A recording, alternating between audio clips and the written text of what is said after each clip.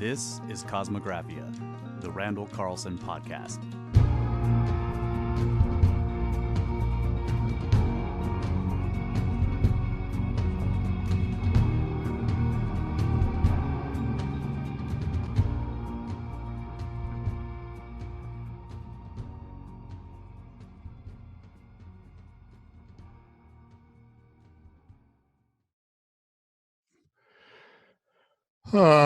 Where did we leave it? So I want to know about these methods, like when they're saying they deviated from the methods used by Firestone et al. Who's to say whose methods are correct? Just playing the devil's advocate. How do they, what if it was Firestone et al.'s methods that created a false positive? Well, you have to look at the methods, and you have to look at the fact that, again, you have to have, so Firestone defined their protocols. Right. Surovell said that they were consistent with the protocols. Here comes and didn't find anything. Now here comes the LeCompte team and says, well, they didn't use the same protocols, and we did. And they go into great detail explaining the protocols that they used. And they came up with 4 or 5 different things that showed that the Surovell team deviated. They did the test wrong. So, okay. Because it's one thing to accuse, because, that was basically so what the LeCompte team is saying is you can't accurately define what you're looking at with the methods that the Surovell team used, is kind of what they're saying. Yes. That's pretty much it. Yes. So has the Surovell team responded to that? Has there been not that I have seen. Silence? I don't think so. I think it's been pretty much silence. Wage war with silence. Yeah. So if we go through some of the inconsistencies here. So the first thing they did was that they found what they said were 5 deficiencies in the Surovell protocols. So here's what the LeCompte team says. Firestone team identified the YDB as being a thin layer containing increased abundances of markers and collected samples at several sites, 7 sites with YDB thicknesses ranging from 0.5 to 5 centimeters, averaging 2.3 centimeters. So 2.3 centimeters is pretty small, 0.337 time, what would I say, times 2.3. So that's less than an inch, right? So their average sampling strata was an inch, right? Surovell collected samples ranging up to 28 centimeters. So their samples were almost a foot. So the Firestone team sampled a layer only an inch thick, Surovell up to nearly a foot thick. Now, if you're looking for that needle in the haystack, you see what happens when suddenly your sample base is 11 or 12 times more material that you've got to now look into to find. So as they say, consequently, spheral abundance would be diluted, making them more difficult to detect. In 5 of 7 instances, Surovell et al. Collected samples greater than 10 centimeters thickness. Although this is thicker than recommended, we do not consider this to represent a major flaw by itself. However, it becomes of greater potential importance when combined with other deviations from the Firestone protocol. So deficiency 2, inadequate aliquot size, which is just aliquot is your sample base, right? So the Firestone protocol analyzed 1 or more 100 to 200 milligram aliquots. Microspherules are usually rare, often making it necessary to inspect the entire magnetic fraction. Surovell and his team examined 10 to 40 milligrams per sample and did not investigate the entire magnetic fraction at any sample. So, in other words, the amount of magnetic grains that Surovell and his team examined was inadequate to be statistically significant, invalidating any conclusions regarding spheral abundances. Surovell et al. Examined from 20 to 100 times smaller aliquots of the magnetic fraction than did the Firestone team, with a result that they found no spherules in 5 out of 7 Younger Dryas boundary layers. This deficiency, and this is, I'm quoting now from the LeCompte paper, this deficiency is a major contributor to their reported lack of spherules, because the aliquots analyzed by Surovell et al. Were of insufficient size to visually detect even a single spherule. Deficiency 3, size sorting of grains. The Firestone protocol, we used American Society of Testing and Materials, ASTM sieves, to screen the magnetic grains into separate fractions and worked mostly with less than 150 micrometer samples, right? Surovell, etc., their samples were passed through a number 18 1 millimeter sieve. So the LeCompte team then says size sorting of the extracted magnetic grains is essential to overcome the difficulty in detecting rare spherules among the far more numerous non-spherical magnetic grains. We estimate a ratio of sphericals to grains of approximately 1 to 10,000. Our spherules counts indicate that the portion containing the smallest grains, less than 53 micrometers, accounts for 90% of the total spheral abundance. Thus, eliminating larger grains greatly reduces the probability of these obscuring small spherules and also enhances spheral prevalence, making spherules easier to detect. So in other words, they used a sieve with this really small aperture that filtered out all of this stuff, because what they're looking for is down in the micrometer range of size. So then the Surovell, as they said, they used a number 18 1 millimeter sieve. So their holes basically that they're passing this through are way bigger than what the Firestone team did. So the LeCompte team points out that size sorting also addresses a more serious problem, which is to overcome the downward migration of microspherules, also known as downward fining. This phenomena, well known in sedimentology, is the process by which agitation of sediments results in fine particles preferentially migrating downward through the voids between the larger grains, thereby concentrating larger grains at the top and smaller grains at the bottom. Common sense. Panning for gold. What? Panning for gold. That's how it works. Yeah, exactly. Nuggets come to the top. Yes, exactly.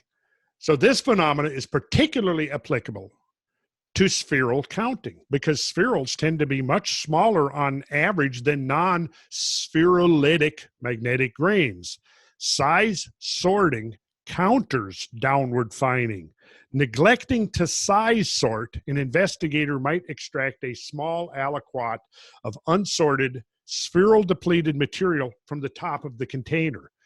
The end result is the mistaken conclusion that spherules are absent from the entire magnetic sample, whereas they are only absent from the top of the container. Based upon the published methodology adopted by Surovell et al., size sorting was not conducted. Deficiency 4, perfect sphericity. Surovell et al. Deviated from the Firestone et al. Protocol by independently devising a more restrictive optical criteria for selecting spheral candidates. they limited the spheral count to only those particles matching an extreme degree of sphericity, even though both the protocol and spheral images published by Firestone and others indicate that spherules commonly do deviate from perfect sphericity. By incorporating such a condition into their protocol, Surovell et al. Would most likely have rejected candidates such as the rough spherules shown in figures 5 and 7, which I'll show you in a second here in a minute, as well as lumpy spherules rich in rare earth elements found at other sites. Based on our results from light microscopy and scanning electron microscopy, we find that perfect sphericity is not necessarily a defining characteristic of younger, driest boundary spherules. And so, because Surovell et al. Utilized this additional step, it is possible they eliminated a significant percentage of younger, driest spherules present. Our work indicates that Surovell et al. Did not follow 3 of the most critical elements of the Firestone protocol: size sorting of the magnetic fraction, the examination of sufficient amounts of magnetic material, examination of candidate spherules by scanning electron microscopy and energy dispersive spectroscopy.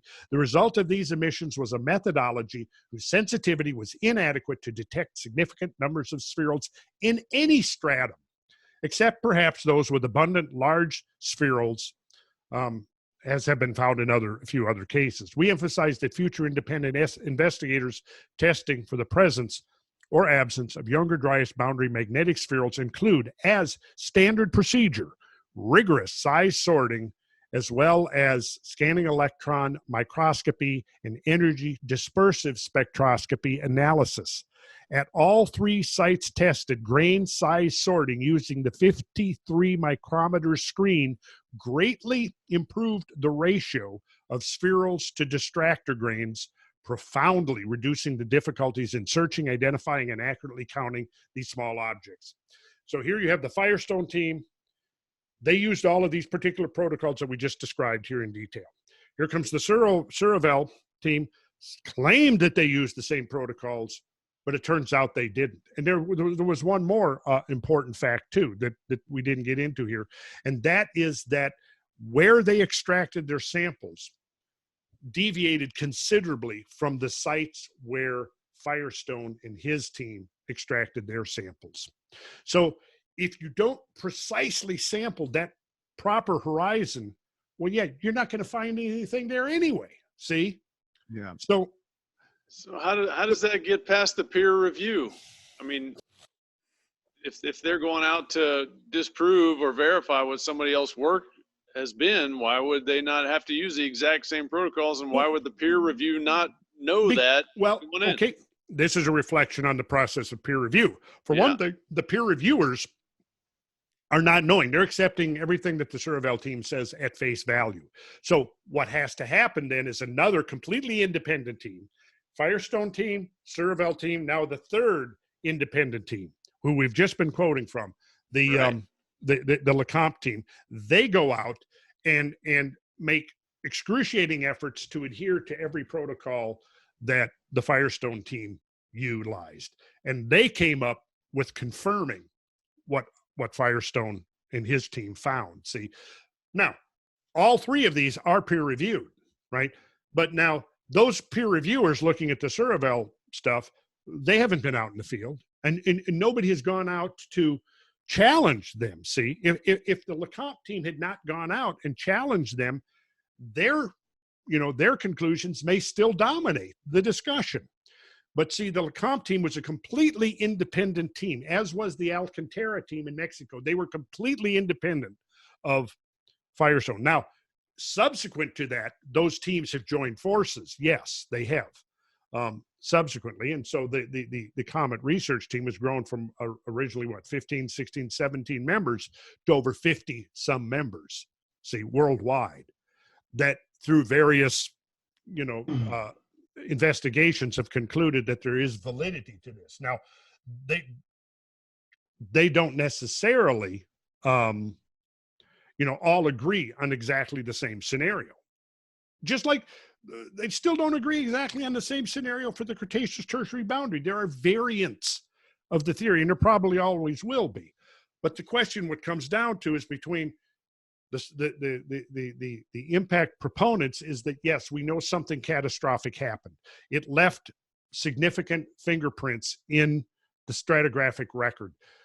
It's associated with rapid climate change right there at the same record. It's associated with the extinction of the megafauna. It's associated with major disruptions and declines in human settlement patterns, right? Now, all of these things correlate with this Younger Dryas boundary. So you've got this team who's basically saying it's all coincidence, right? That's the mainstream. That's the Boslow, the Surovell, the Pintar, several others that have basically attempted to suppress this idea by saying that it's, outlandish, it's outrageous. We don't need that because we've got it all figured out, basically. So did they, it just seems to me like they did that on purpose. They didn't follow the rigorous methods. Yeah, I was going to ask that too. Do you think the Surovell team made mistakes, or were those on purpose? It's hard to say. Good question. I think that it was probably mistakes, but it may have been sort of almost Freudian mistakes. Yeah, they wanted it to be that way. Well, yeah, like where you started out, look at the news stories and the headlines that came out of that. Yeah. That went out to the public. Oh, this was wrong. There's no comment.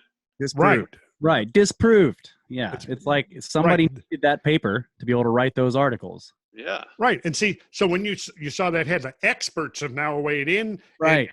Right. Well, who are those experts? Experts are what I was just quoting to you. That's the Surovell paper right there. See, those are the experts. But so the Firestone team, the LeCompte team, what are they? Yeah. Apparently they're not included in, they're not the experts, you see? Right. The experts are only on the side of the standard model. Yeah. Yeah. I'm going to go conspiracy on this. Yeah. Stories were already written. Yeah. They needed the peer review paper to publish those stories. Yeah. So they went out and got one. Yeah. Maybe.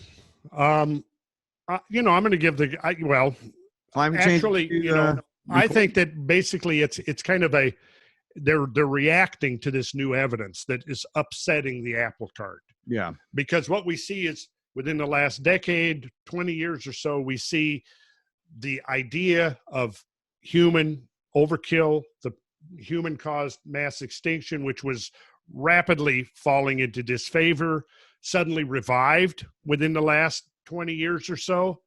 And we also see that being invoked repeatedly as prima facie evidence that, yes, humans have caused mass extinctions before. Yeah. And this supports the conclusion that we are now triggering another mass extinction, a sixth great mass extinction that is equivalent in magnitude, severity, abruptness, and so on as the Great Five, which I think would be very important to evaluate that at the same level of detail that we're evaluating this. Because, see, here's the thing. The purveyors of propaganda are not counting on the average person. The average person is going to see that headline, experts disprove, right? They're not going to go in to the level of detail that we just engaged in here. Right. And so they're not going to understand the nuances and the subtleties of these controversies, see? And then when the LeCompte paper comes out, there are no headlines that say this paper was disproved, The disproof was disproven. Yeah, they don't. Right. The debunkers were debunked. Right. They don't have those headlines, those giant articles, those huge, it doesn't happen in the other direction. That's the problem. Yeah. Yeah. Huge conspiracy. Massive, giant conspiracy. Wow. All right. I've been silent most of this time, but I'm gonna weigh in here. Uh-oh. Here we go. Here we All go. right, you guys. Heavyweight. I'm getting situated here.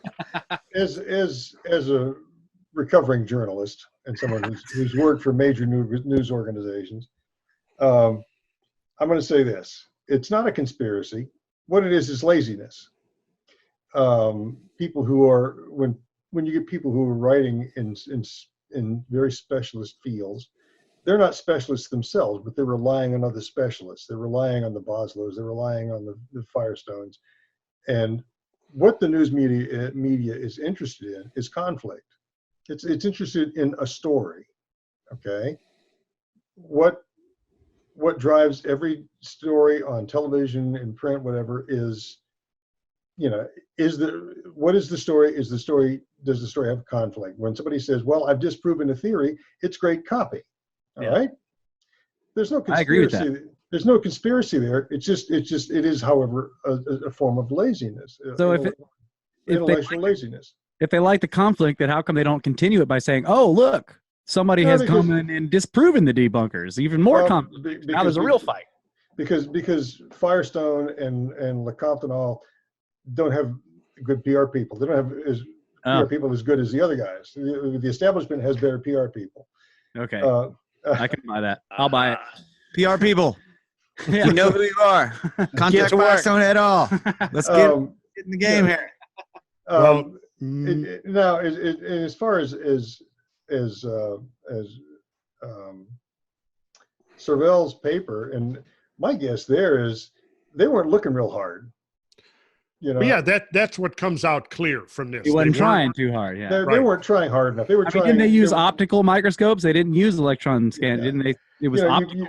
And you reading all this academic stuff, and at some point it's mind numbing. What it comes down to is a pissing contest between two camps, and in the news stories, that's what matters. Is there's a pissing contest between two scientific camps, and they side with the establishment.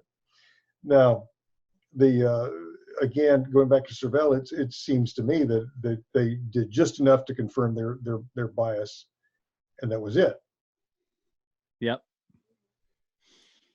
Yeah, I pretty much agree with what you just said. I'm not going to invoke any grand conspiracy here. Laziness is clearly, that we'll leave that to the shiny boys. It's a huge conspiracy. Mike's in on it. Freaking journalist. Thanks for giving us a pro tip there, Mike. Though seriously, that was good. That was cool. Yeah. Laziness, and the lazy scenario is consistent with established models, right? Mm-hmm. So basically, there's a double reason. I think you have two things working together. They're not really interested in really getting into the fine points of these arguments, pro and con. No. That's the kind of stuff that I love to do. I love, the devil is in the details, right? And that's what we're showing here. Truly, the devil is in the details. And if you don't get into the details, all you're going to see is this headline, experts, disprove this and that. And that's your takeaway, see? Because there's a lot of people out there that I've seen comments and stuff, oh, that Younger Dryas impact stuff has been disproven, blah, blah, blah. And they pick up on that and they run and they think they know what they're talking about, but they don't, because they haven't done the detailed examination like we're doing here. Now, we've just spent, an hour or some going through this, and we'll probably spend at least one or two more episodes on the Younger Dryas, and we will barely get into the evidence that's now accessible and available.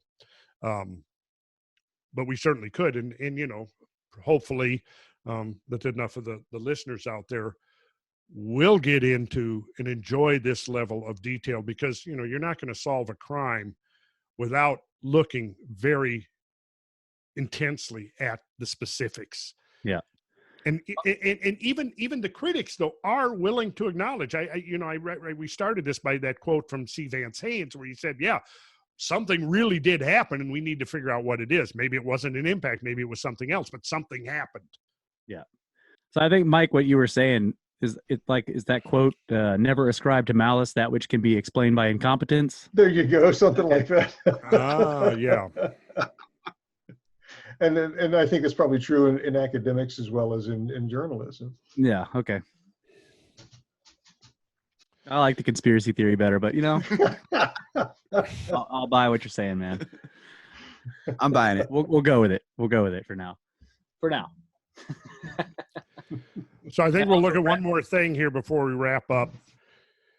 So here we have some micro photographs from the Topper site, the Blackwater Draw site, and the Pappa site, which I believe is in it's in Maryland. Okay, so let's take a look so that folks can see what some of these microspherules look like. Okay, so let's go to our screen share here.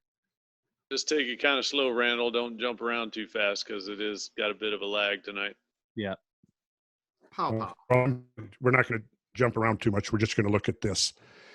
So here's, like it says, some of the displaying some of the wide range of surface microstructures indicative of melting and rapid quenching. Top three are from above the debitage layer at Topper.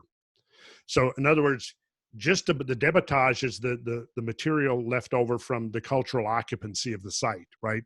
The making of the tools, the flint knapping and all of that stuff. So right on top of it, you've got this layer of these microspherules that have surface characteristics that would be consistent with melting and then rapid cooling, quenching, right? Then the second row is your Blackwater Draw. And then the bottom is the Pappa Cove. Notice some of these weird surface features that you see. Like craters in the making almost on those. Yeah. Frozen craters. Yeah. Frozen secondary spherules on them or something. Yeah. The material adhered to it. The Pappa Cove site is an archaeological site on the coast of Talbot County, Maryland. The site was first identified in 1979, a complex of 3 locations on 500 meters of shoreline of Chesapeake Bay, at which stone artifacts with an estimated date of 11,500 to 10,500 before Common Era have been found. So, in other words, you got to add a couple of thousand years to the BCE. So that's from Wikipedia. That's really cool looking stuff. Yeah. Now this is a framboidal spherule, which is they are chemically indistinguishable from apparently melted microspherules.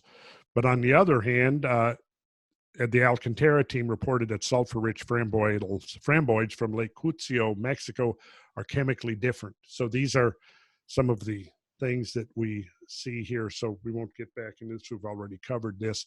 I just wanted people to see pictures. Yeah, those are pictures of what some of these microspherules actually look like on microscope. What else we got? By the time you guys see this, Randall's internet connection will be way more awesome. Yeah. We got a list of improvements to make, and we're slowly getting to them, and that's probably next. Yeah, we've also got to make a board game, Kosmographia board game. It's like Clue. Jupiter did it with a comet at the YDB. So the following year, we have another team led by James H. Whitkey, published in 2013, also in Proceedings of the National Academy of Sciences. And the title of their paper was Evidence for Deposition of 10 million tons of impact spherules across 4 continents 12,800 years ago. Wow.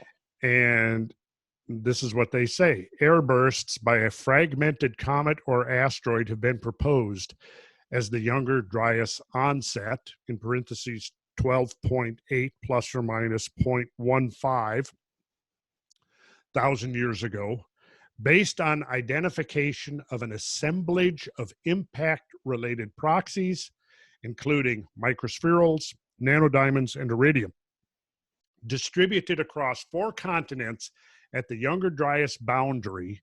Spheral peaks have now been independently confirmed in 8 studies, but unconfirmed in 2 others, resulting in continued dispute about their occurrence and distribution and origin. So we looked at one of those other 2, which was the Surovell team, and there was another one which actually based a lot of their conclusions upon the work of Surovell.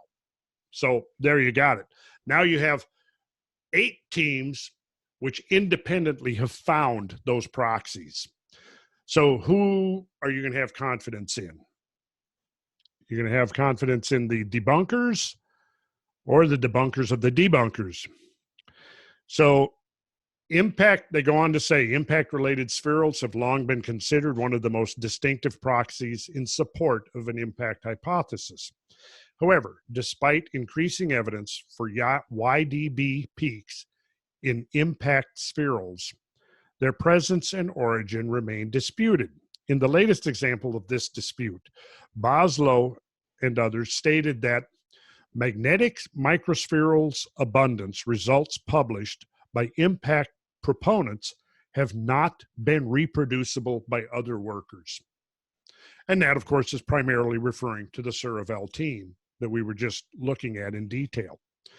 Then the Whitkey paper goes on to say, however, Boslow and his other authors neglect to cite 9 independent spheral studies on 2 continents that reported finding significant younger driest boundary spheral abundances, as summarized in high-profile previously published papers. So what they're saying, so here's the Boslow teams, correctly stating, oh yeah, there were 2 teams that didn't find stuff. And then they conveniently don't mention these other independent teams that did find it. So yeah, I mean, at that point now, I'm kind of leaning towards almost a conspiracy idea. Well, yeah, conveniently neglected. Yeah. For their own purposes. Did we lose the shiny boys? Yeah, our hosts have dropped out again. Is there a technical issue, you think? You can't blame that on my computer, right? Nope. No. Well, I'd be curious to know what the debunkers hypothesize, what they say, because you look at all this evidence, and like you said just a few minutes ago, there's obvious evidence something happened. Something major happened. You've got the mass extinction of megafauna and humans. You've got, this black mat, widely distributed. You've got all these microspherules. You've got, a complete change, regardless of the black mat, a complete change in stratigraphy, absolute complete change in stratigraphy. Something happened, and the ice is gone. So, yeah. So what hypotheses can they make? I understand that there's Schoch's theory about the solar flares. There's, I guess Boslow has his theory about, sky particulates, whatever. But it's obvious that none of these other things really fulfill all these indicators of a major catastrophe. Yeah. I mean, yeah, exactly. So what do they say? And what do they say to replace it? Instead of just debunking the YDB theory, what do they say? Well, basically what it boils down to is that these are just coincidental, that yeah, they acknowledge these things happen, but there's different explanations for each one of these things. In other words, the dominant explanation for the mass extinction is human hunting. Right. So that has nothing, that's an explanation basically by itself. Right.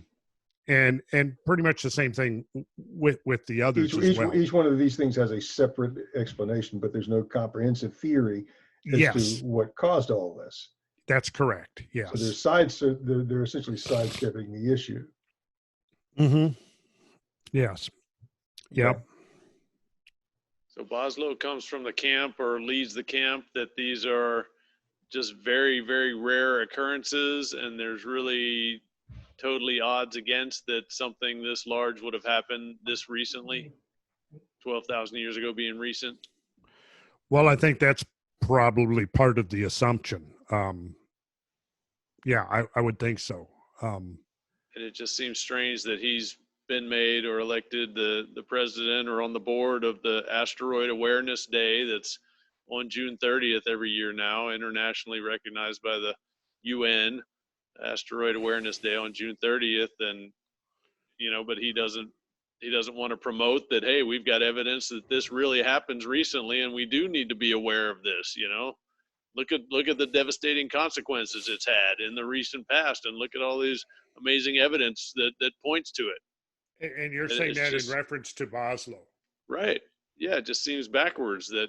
Well, yeah, and I've several comments that I've seen have wondered about that. Yes, I mean, even George, I think, has raised that issue. Yeah. So you got another paper to pull up next episode, or are we branching? No, off I think we should. I think we should. Cover. I mean, the Younger Dryas thing is so important that it would be worth spending at least one more episode. Just so we have a record of it, that people can refer to. Because I'm guessing the majority of the people watching this have probably not read these papers we're quoting from. Don't know the specifics of the controversy. I'm sure some of them do, but I'm going to guess most of them don't yet. And so we'll try to fill in the gaps so that, the people who are listening here can kind of understand the nature of the controversy. And when they see a headline saying something like, well, experts have disproven or whatever it might say, that some red flags will go off and they'll say, well, maybe, but maybe not. And then those 8 or 9 papers in support, do you want to get into those a little bit? Or I do want to get into those a little bit. Yes, because it absolutely, the more you get into it, really, the more interesting it gets. Absolutely. No question. And they're not from just a small region. You're getting into Central America, into South America. You mentioned last time there's new evidence in South Africa. Right. Right. There's things across Northern Europe. So, yeah, we can branch in and show that these similar evidences are showing up, hemispherically, if not almost globally at this point. Right. And yes, this particular controversy to me is, I think historically looking back, will be one of the most important and interesting controversies in the history of science. And I think it's also very valuable to get into it because, and first of all, nothing is definitive yet. The scenario is still evolving. And like I said, some of the critics have used that against it because they're saying, well, the proponents haven't settled on a single coherent theory. As if, discovering, just going back again to the analogy of the KT boundary, going back 65 million years ago. Oh, somebody, the Alvarez team discovers the iridium layer at the KT boundary. Well, the details of that Cretaceous Tertiary event are still evolving now. What, 40 years later? Yeah, 40 years later, right, after that initial. So imagine a team coming along in the year or two after, and their criticism of the KT boundary impact theory hypothesis is that, well, there's no coherent theory. The investigators are disagreeing. Therefore, we can dismiss the whole idea. That's in its essence, and I can provide the quotes where they're saying almost exactly that. And we'll get into that. Look, the Snake Brothers have returned. Yeah. Sorry. What happened to you guys? It get just too much for you to deal with, and you had to. Yeah. You had to bow out for momentarily to collect yourselves. The conspirators shut us down. Yeah. Right after I was trashing your internet connection, our internet connection went bad. Well, hey, listen, that's karma. Yeah. Yeah. Well, guys, it's midnight. Can we call this a wrap? I think we can. Thanks for waiting until we got back. Yeah. Thanks, everybody. We were like, show's over. I guess we got to. It was fun bashing you. You'll hear it later. Oh, they froze up again. Yeah, you guys just froze. Or otherwise, you're sitting really, really still. Yep. We're post midnight here Eastern time. That's funny. Look at that. Conspiracy jump back at them. Yeah, it's raining here where I am. I'm hearing it. I've got a skylight over my head here, and so I can hear the rain beating down on the skylight. However, I don't think that's affecting what's happening with you guys in Texas. I'm assuming they can hear us. I don't know. No, they probably wiped out.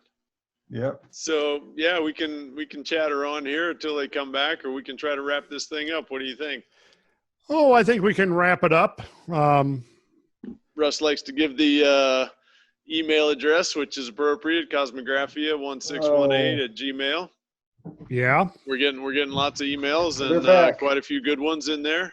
And they're back. Brad, you better do the closing ceremonies, man. I was in the process. I was giving it a shot. Keep going. I was giving it a shot. Yeah, you guys froze up. You had funny looks on your faces, so we're gonna use that. We're just gonna. Well, that one's better. So yeah, just giving out the email address, and lots of new Patreon supporters. We appreciate all that. Patreon.com/Randall Carlson, and going to be good things coming out of that. We're trying to put out lots of the episodes quickly, so we're not giving anybody early access. We're getting everybody access as fast as possible right now as we work to catch up. Yeah, and there's lots of new and interesting things to get into. But I think the stuff we are covering is very relevant and important. And, I'll reiterate the importance of the Younger Dryas boundary stuff, because it's so pivotal to everything. And we're going to be most definitely exploring. What I would like to say is that if you stay tuned to these podcasts over the months to come, you will get what I'm going to try to do is what we're going to try to do. Our team effort is to present these the evidence for catastrophes in Earth history, how that may have affected Earth history, and looking at the pros and cons back and forth, and then being able to raise questions. For example, one of the criticisms of Graham Hancock's work, typically his idea that there was a lost mother civilization, right? That's an idea worth exploring, and it's not pseudoscience to ask those questions. I'm sorry, the so-called defenders of the self-appointed defenders of orthodoxy think that you just to even raise those questions, all we have to do now is invoke the magic power term pseudoscience, and that we can all conveniently compartmentalize it, put it in the cabinet and close the door on it and forget about it. But the reality is there's just way too much now. Those cabinets are filled to overflowing with anomalous data and evidence that is not explainable by the orthodox models of our own history. We cannot understand our own history without understanding the periods of great catastrophes that have punctuated Earth history during the couple of 100,000 years that we modern Homo sapiens have been here. And when you begin to understand the severity and extent of these events that have swept over the planet periodically, of which the Younger Dryas boundary is the most prominent and the most recent, you begin to understand why things that may have been happening 20 or 30 or 40,000 years ago may have been erased from existence, other than small bits and pieces, tantalizing evidence here and there. But what we're going to try to do is connect those dots in a very rigorous way by not deviating, not abandoning the actual hard science, the peer-reviewed science, but by looking in depth at the peer-reviewed science, because most people do not understand what's in that literature and what's going on with these controversies. And so I want to try to provide an antidote to the kinds of things where we just saw experts have proven that this didn't happen. And I think that's an important function of what we're trying to do here, is to provide that antidote and to clear the table of a lot of this stuff that they're using to conclude that there could have been nothing going on in prehistory that we haven't already figured out. Yeah. Yeah. So stay tuned, folks. Don't touch that dial. That's right. Great episode. Stick around for what we dig into next. That's right. All right, gentlemen. Awesome. Good night. Fantastic episode. Good night. Doug and Dave did not do all the crop circles.